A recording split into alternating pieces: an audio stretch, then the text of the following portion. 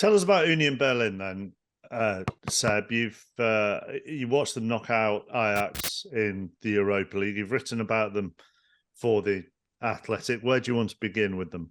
I think maybe the misconceptions, chappers, because I think they've been almost labelled as a sort of hipster left wing club, as a Berlin version of St. Pauli, and it's not really true. I mean, one of the things that I like a lot of people, I'm a prisoner of my education, and my view of reunification was, formed in a Western classroom, and I got the opportunity to go down to the Union Hotel in Amsterdam before they played their first leg against Ajax, and speak to a few people there and learn a little bit about what it was like to come from East Germany. And also one of the assumptions they were keen to defeat was that the moment the wall came down, everybody ran over it and was desperate to be in West Germany. And I really haven't scratched the surface of it because it's a massive topic, but it's also the idea that you took two halves and formed a whole new country it's a little bit of a fallacy, because it's really more like one country was grafted onto another, and kind of in the minds of people who grew up in the minds of some people who grew up in East Germany, they're expected to conform to a new way of living. And in that sense, Union's fan base is a kind of mess of different perspectives and reference points, and it's full of people now increasingly because of their success and popularity. It's full of people who grew up behind the wall, grew up after the wall fell. Some people who have no ties to East Berlin or Berlin itself, or even in a few occasions Germany. And so you have this kind of melting pot of people who gather under the umbrella of a club where, in the minds of a lot of people, and this is a kind of a verbatim quote, the football is what's important. Like, Union aren't a club who tell people what to think in their mind. They're not, this is not what you should believe in. This is not what you should, how you should hold yourself. The football is the center of everything, and that manifests in interesting ways. Like, if you go to Union's ground, which isn't the most beautiful place, it's like one of those screensavers you find on your television, like of a sort of small Austrian town. It's full of water and glassy lakes and forestry. Copenhagen is stunning. But if you go there, there's no goal music, and there's when the score changes, somebody leans through the window of a sort of a brick hut to change it manually, and throw-ins and corners aren't sponsored. And there's a little bit of a controversy a couple of weeks ago because the club mascot joined in a celebration, and that wasn't really supposed to happen. And so it's the football rather than. I know we can get kind of, in our search for sort of new footballing utopias, we can get a little bit trigger happy with our labels, and I think that might have happened with Union. But it's a very, very interesting experience, and from a football perspective, a miracle.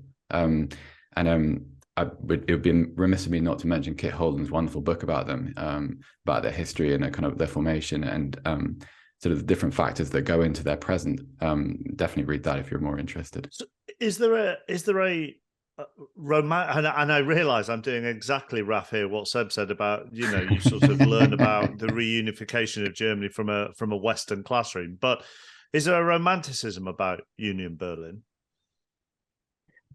100%, but I think, as Seb said, it almost exists outside politics. I think going to Union is like going back in time.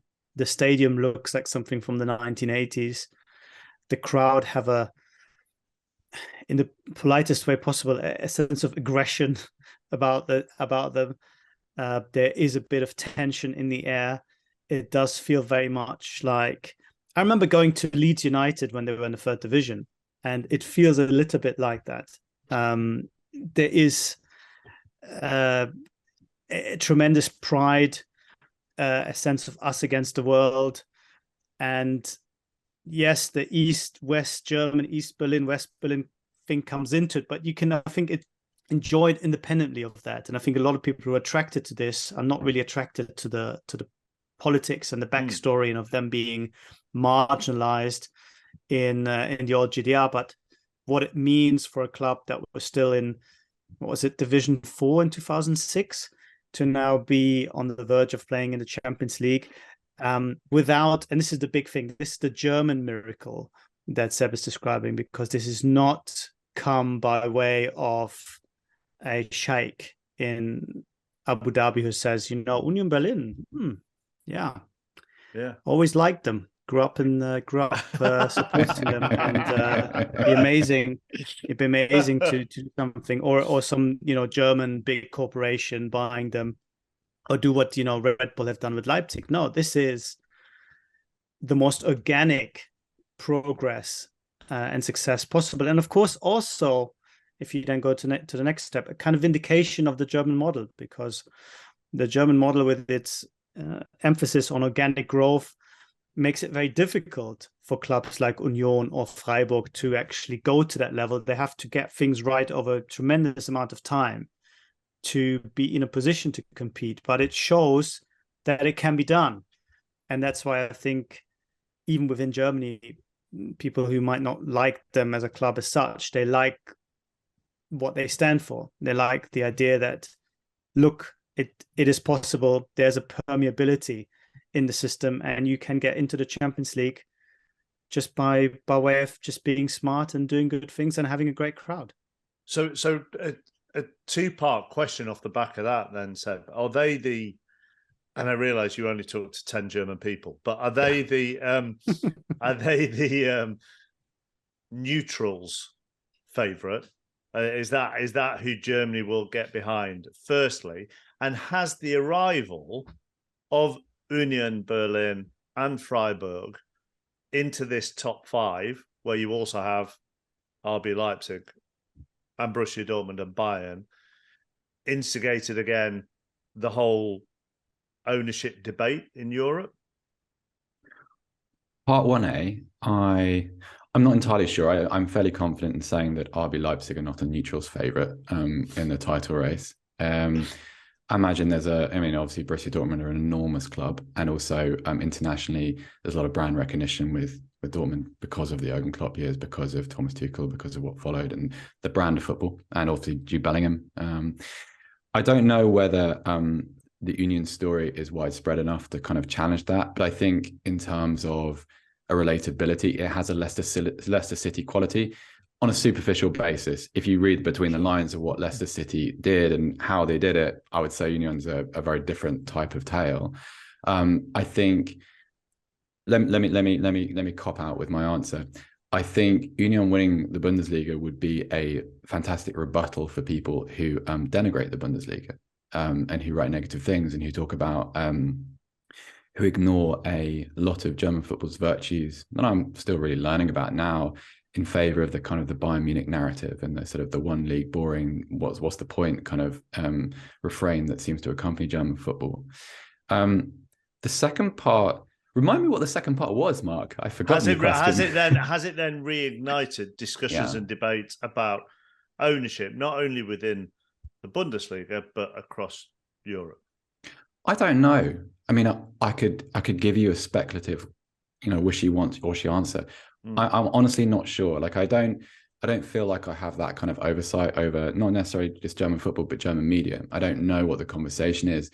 I mean, I don't know what Union's role beyond their current set of achievements is at the moment. It's really hard to get a handle on that. Raph?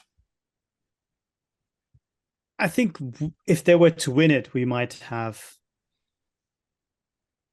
a wider debate, and it would vindicate the German model, and would definitely, I think, more internally than externally, make it harder for people who want to change the existing setup and allow more investment and allow people to take over clubs. I think they would find it harder to make that argument. The Bundesliga at the moment are trying to bring in new money. One way is to change the system.